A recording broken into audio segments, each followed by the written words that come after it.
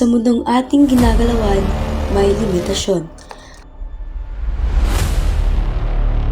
At ang limitasyong ito ay hindi sapat para sa walang katapusang pangangailangan at kagustuhan ng tao. Dahil dito, kailangan nating tugunan ito sa pamamagitan ng paggamit dito ng tama at pagkonsumo sa matalinong paraan.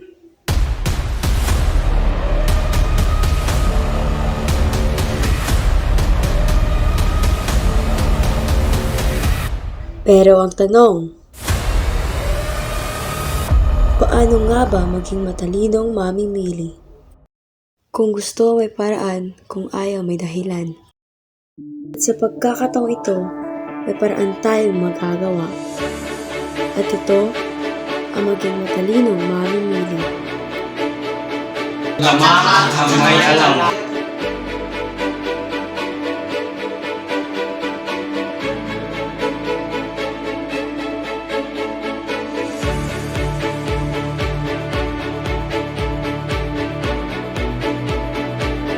Marunong humanap ng kapalit sa pagkakataong hindi inaasahan.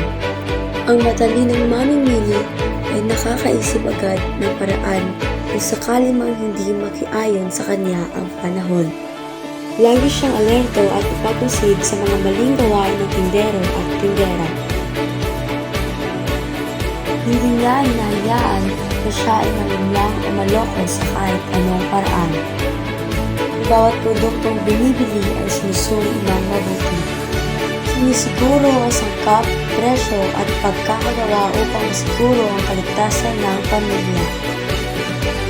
Hindi siya sumasabay sa dagsa ng tao bago pa man mangyari ang isang okasyon, kalamidad o kakapusan ng produkto ay handa na siya. Hindi nagbabago ang kanyang pananaw ang mga produktong ino-endorso sa telebisyon o ng mga sikat.